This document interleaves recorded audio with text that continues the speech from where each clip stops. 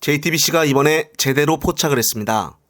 JTBC가 찍은 영상 자료를 보게 되면은 김호일 대한노인회장이 한동훈 국힘당 비대위원장에게 광주표도 내가 몰아주겠다라고 말하는 장면이 나옵니다.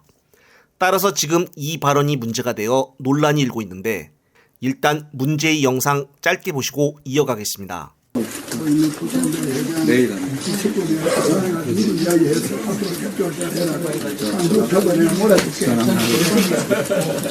네, 그렇습니다. 따라서 이 같은 발언으로 100억 원대 정부 지원금을 받는 대한노인회 회장이 정치적 중립성을 지키지 않았다는 비판이 나오고 있습니다.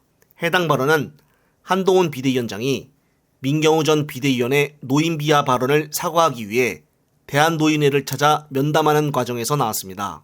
이 자리에서 김 회장은 한동훈에게 1313만 60대 이상 67%가 투표해 노인표 때문에 윤석열 대통령이 당선됐다며 노인 관리를 잘해야 4월 총선에 성공하지 노인을 등한시하면 성공하지 못한다고 당부하기도 하였습니다. 국회 예산정책처의 2024년도 예산안에 따르면 올해 대한노인회는 정부로부터 131억 원의 지원을 받았습니다. 대한노인회 운영지원금 44억 800만 원과 대한노인회 취업지원센터 운영지원금 87억 2천만 원이 편성 확정되었습니다. 한편 커뮤니티에서는 노인회장의 발언에 대해 광주 표도를 광주 포도라고 해명을 할 것인가라는 말들이 계속 나오고 있습니다. 이런 말들이 나오게 된 배경에는 지난번에 JTBC가 발견한 윤석열이 시장에서 말한 발언 때문입니다. 이것에 대해서는 더 이상 언급을 하지 않겠습니다. 특히나 어제는 홍성에 뿌려진 윤석열의 시계 때문에 선관위가 조사에 착수를 했다는 보도가 나오기도 했으며 며칠 전에는 국힘당 양주시장이 시의원들에게 돈봉투를 살포한 것이 드러나 충격을 주기도 하였습니다. 정말 국힘당의 소식들은 잘 언론에 다루고 있지 않아서 국민들이 많이 모르고 있는 경우가 태반입니다.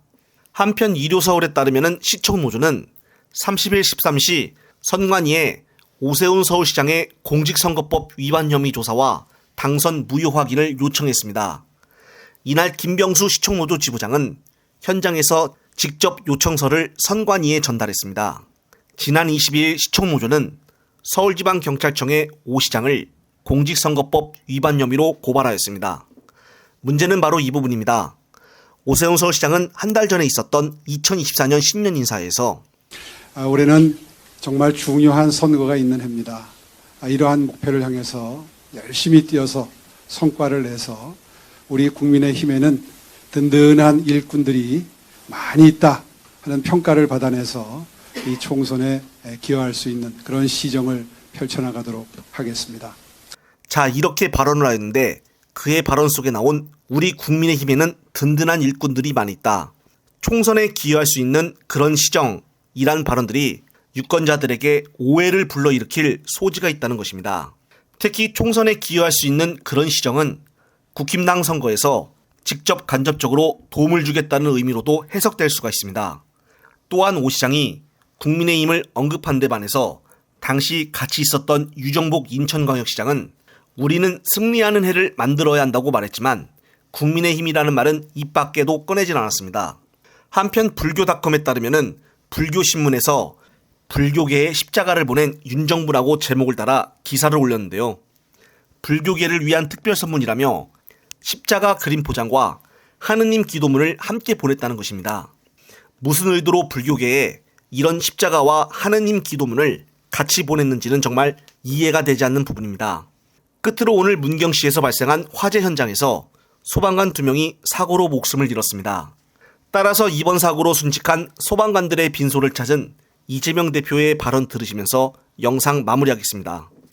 밤낮 없이 우리 국민들의 생명과 안전을 지키기 위해서 애쓰는 소방관들 순직 사고가 매우 자주 일어나는 것 같아서 참으로 안타깝고 황망합니다.